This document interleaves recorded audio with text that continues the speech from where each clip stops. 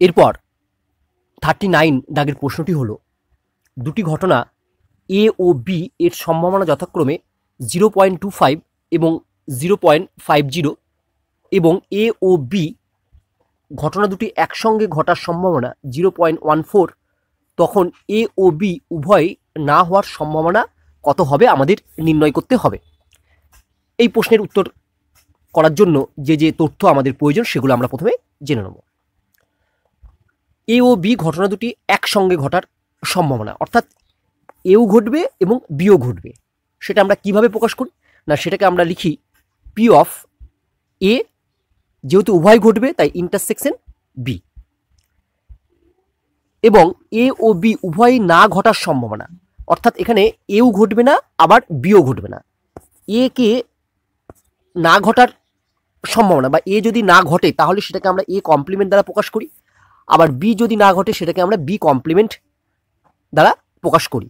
তাহলে এ ও বি উভয় না ঘটার সম্ভাবনা আমরা লিখব পি অফ এ ঘটবে না, তাহলে এ কমপ্লিমেন্ট ইন্টারসেকশন, আবার বিও ঘটবে না, বি কমপ্লিমেন্ট।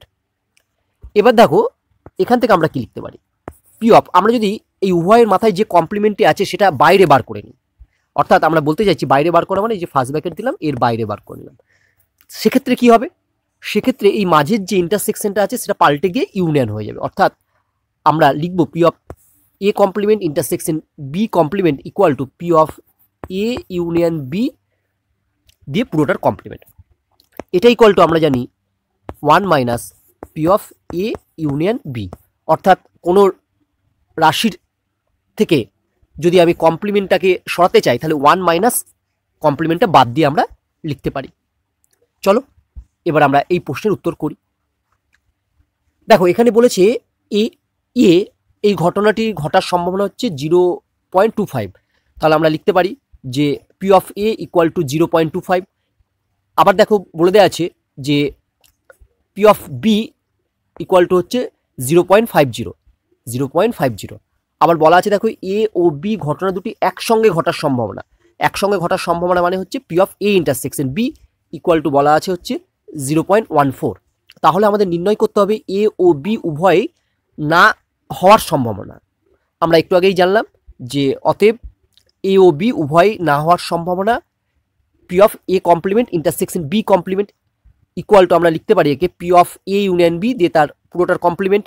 এটা মানেই আমরা জানি 1 minus P of A union B equal to 1 minus, এবার দেখো P of A union B এর সূত্র আমরা সকলেই জানি, সেটা হলো P of A plus P of B minus P of A intersection B. এবার দেখো এদের সবার মান আমার জানা আছে, মানগুলো জাস্ট আমরা বসিয়ে ক্যালকুলেশন করে নেবো। তাহলে মানগুলো আমরা বসিয়ে দিই, এবার তোমরা তোমাদের মতো ক্যালকুলেশন করবে। ইকুয়াল টু 1 মাইনাস হবে, এটা দেখো এটাকে ক্যালকুলেশন করলে আমরা পাবো হচ্ছে 0.61। 1 মাইনাস 0.61 মানেই হচ্ছে, বিয়োগ করো না 0.39। তাহলে এক্ষেত্রে আমার সঠিক উত্তর হলো এ।